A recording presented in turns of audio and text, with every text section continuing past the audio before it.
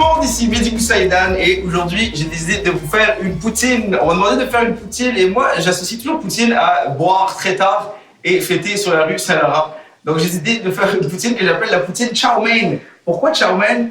Parce qu'il y a un restaurant sur Saint-Laurent auquel je vais tout le temps. Ils font des espèces de petits chow mein. Pour ceux qui ne savent pas, chow mein c'est du cantonais, ça veut dire chow mein en fait. Alors on va débuter cette poutine. Bon, comme toute poutine, il faut des patates. Donc ici on a sélectionné des patates de type patate en fait, qu'on va couper donc en frites. Vous pouvez choisir la forme que vous voulez. Je veux dire, c'est des frites, c'est pas obligé d'être long, filiforme. Vous pouvez vraiment vous amuser avec ça. Ça peut être des frites rondes, ça peut être des frites, mais en même temps, ce serait peut-être dégueulasse des frites rondes. Donc tenez-vous-en des frites régulières. Alors une fois que vous avez vos frites d'à peu près cette taille-là, essayez de les avoir à peu près à longueur de Wolverine. Mettons, quand tu les tiens dans tes mains, il faut que ce soit à peu près un jeune Wolverine, mettons adolescent. Ils ne sont pas encore complètement poussés, mais c'est quand même des bonnes frites. Une fois que vous avez ça, vous les mettez dans l'huile. Ça, c'est quand même assez tricky. L'huile, il faut absolument qu'elle soit particulièrement chaude, mais pas trop. Mettez-le, genre, mettons, entre médium et 7, si vous avez un bon four, puis à peu près à high, si vous avez un four de marbre. Alors, une fois qu'on dépose les frites dans l'huile, on va les laisser cuire. Donc, ça prend à peu près une dizaine de minutes jusqu'à ce qu'elles soient dorées. Ou doré, si vous préférez, si vous voulez du Nord. Ensuite, on va utiliser des échalotes. En fait, je ne sais pas si ça s'appelle des échalotes ou des oignons français. Ça a comme 13 noms, cette affaire-là.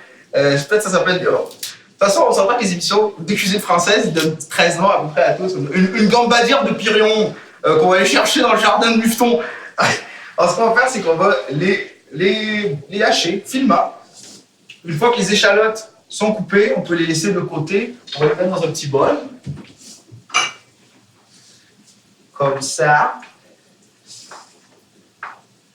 Les chefs français disent on va réserver. Alors, on réserve les échalotes qu'on va utiliser pour notre bourguignonne. Ensuite, on va rajouter un peu de piment d'Espelette et on obtient notre ruffeillac de bouffedon. Qu'est-ce qu'il fait? On ne sait pas. Alors, on a les échalotes. Les autres ingrédients.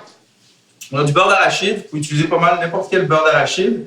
Moi, j'ai utilisé du beurre d'arachide bio, naturel. Ça, c'est celui qui a une énorme couche d'huile sur le top, puis qui est dégueulasse.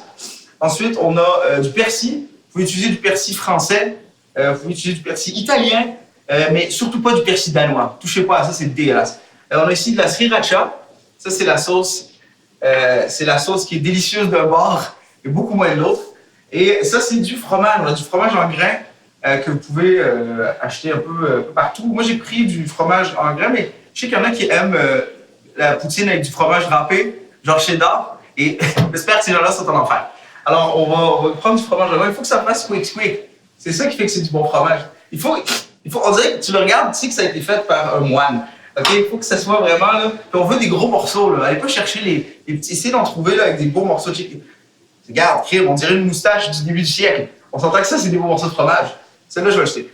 Alors, une fois qu'on a persil, beurre d'arachide, sauce sriracha, fromage, crevettes, on a des petites crevettes Matane qui viennent de Granby, j'imagine. Ce qu'on va faire, c'est qu'on va égoutter les patates. On va prendre une assiette de type ronde qu'on va déposer ici.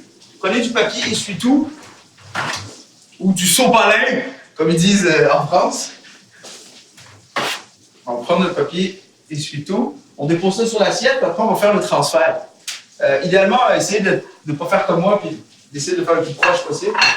Mais moi, c'est parce que je veux que vous voyez comme il faut. Regardez, là, nos frites sont pas mal prêtes. Le truc pour savoir si vos frites sont prêtes, mettez le doigt direct dans l'huile. Attendez 2-3 minutes, vous allez savoir si vos frites sont prêtes. C'est pas vrai, faites pas ça. C'est vraiment une joke. Essayez d'enlever le plus d'huile possible.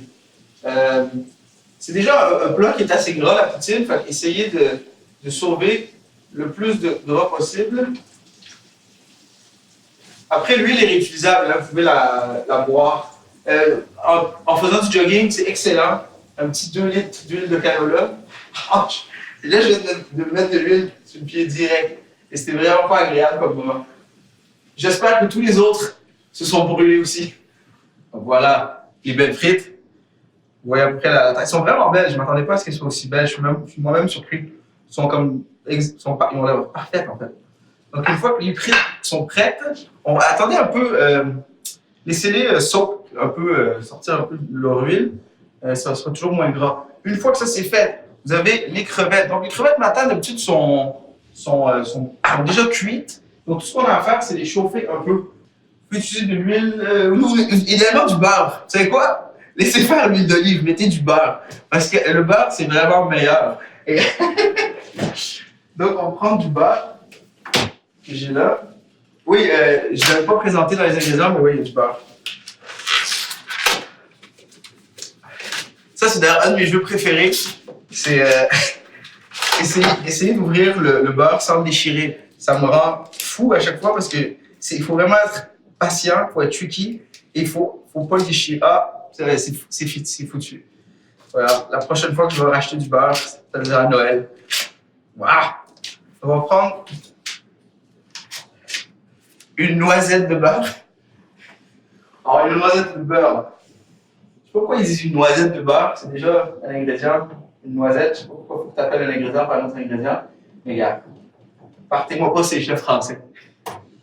Donc là, une fois qu'on a déposé le beurre, vous pouvez mettre de l'ail. Moi, personnellement, à cause des échalotes, je ne mettrai pas d'ail, sinon ça va trop goûter fort. Donc, vous mettez le beurre, puis vous déposez vos crevettes directement. Puis vous voulez juste les faire chauffer. Et idéalement, utilisez le bon ustensile. Là, je pense que je suis un chef professionnel, puis que je m'en fous un peu de mes poils, mais normalement, n'utilisez pas votre couteau. Donc là, vous les laissez chauffer pas longtemps. Puis là, on peut commencer tout de suite à faire la sauce. La sauce, c'est super simple. C'est du beurre d'arachide qu'on va faire cuire en bain-marie. Bain-marie, c'est pas Marie dans un bain. C'est vraiment, je sais pas pourquoi ça s'appelle un bain-marie. D'ailleurs, on s'entend qu'à l'époque de Jésus, personne ne parlait de bain.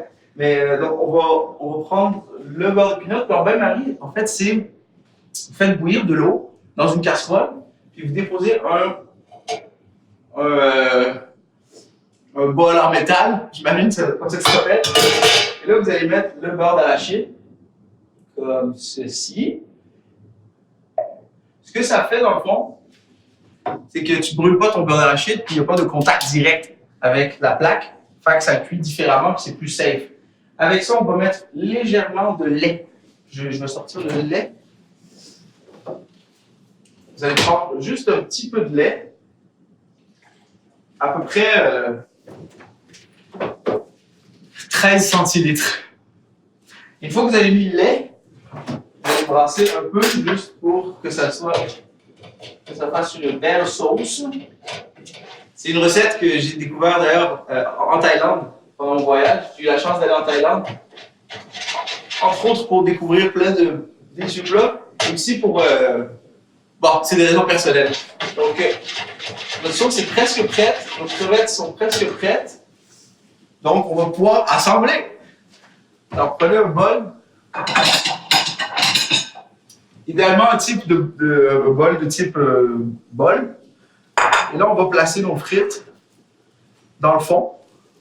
Je ne sais pas si vous êtes comme moi j'aime bien mettre du fromage dans le centre aussi. Comme ça, tu es sûr qu'il y a toujours du fromage partout.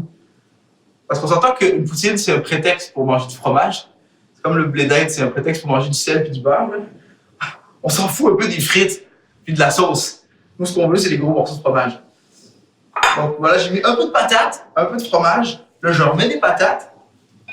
Comme ça. Hey, ça va être bon. C'est dommage que vous ne puissiez pas manger. Je suis content de faire une émission de cuisine, pour vrai. Parce que je peux enfin manger la bouffe, puis pas juste regarder les chefs manger et faire « c'est bien bon ». Tu te rappelles de toujours laver nos mains. Essayez de garder votre environnement propre. C'est un truc de chef. En fait, c'est juste un truc de vie. Juste garder votre environnement propre dans la vie. En général, ça marche assez bien. Donc là, on va rajouter le fromage. Soyez généreux, là. Mettez plus de fromage qu'il en faut. Voilà. Ensuite, on va rajouter... on peut tout de suite rajouter les crevettes. Ça, c'est le fun parce qu'en plus, les crevettes sont chaudes. Tu les mets sur le fromage. Ça fond. Surf and turf.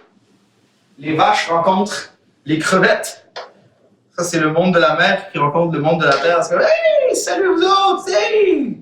On vous connaît pas? Non, oui, moi c'est crevettes, nous c'est patates et fromage. Et je cuisine toujours seul. J'ai jamais compris pourquoi personne veut cuisiner avec moi. Donc on met les crevettes comme ça. Là après, ce que vous pouvez faire, c'est rajouter de la sauce sriracha. Ça c'est quand même assez épicé. Moi j'aime bien quand ça pique. Donc je parle dans la bouche. J'aime quand ça pique dans la bouche. Pourquoi je bouge ici? Alors, vous pouvez rajouter un peu de sauce sriracha directement dans la sauce. Voilà. Moi, je suis un peu malade, donc j'en mets beaucoup. J'ai vraiment un problème de sauce piquante. C'est vrai. Je ne sais pas si vous pouvez la voir. C'est sûr que ça va être touché parce que j'ai pas envie de la rater. Et là, une fois qu'on a notre sauce qui est prête, on a les crevettes. On va rajouter les échalotes par-dessus. Comme ça. Pas trop d'échalotes, avant que vous aimiez vraiment ça. Et là, on rajoute la sauce sur notre poutine. Comme ça. Et la prochaine fois, mettez les échalotes après, ça fait plus beau parce que j'ai comme juste mis des affaires, je vais rajouter égal. Et vous pouvez rajouter un petit peu de persil. Comme ça, pour faire beau, pour décorer. Et si vous êtes vraiment malade mental comme moi, je rajoute toujours un petit peu de sriracha, mais juste pour la couleur. Ça rajoute, c'est beau du rouge dans une assiette. Ça faisait vraiment tuer à gage comme phrase, ou genre Jack l'Éventreur, mais j'aime le rouge dans les assiettes. Et ça donne à peu près ça. Donc tous les ingrédients sont là et on a notre magnifique poutine chow mein, qui est excellente à tout moment de la journée, mais qui est particulièrement bonne à 3h30 du matin. Oh, tabarouette, ça a failli renverser.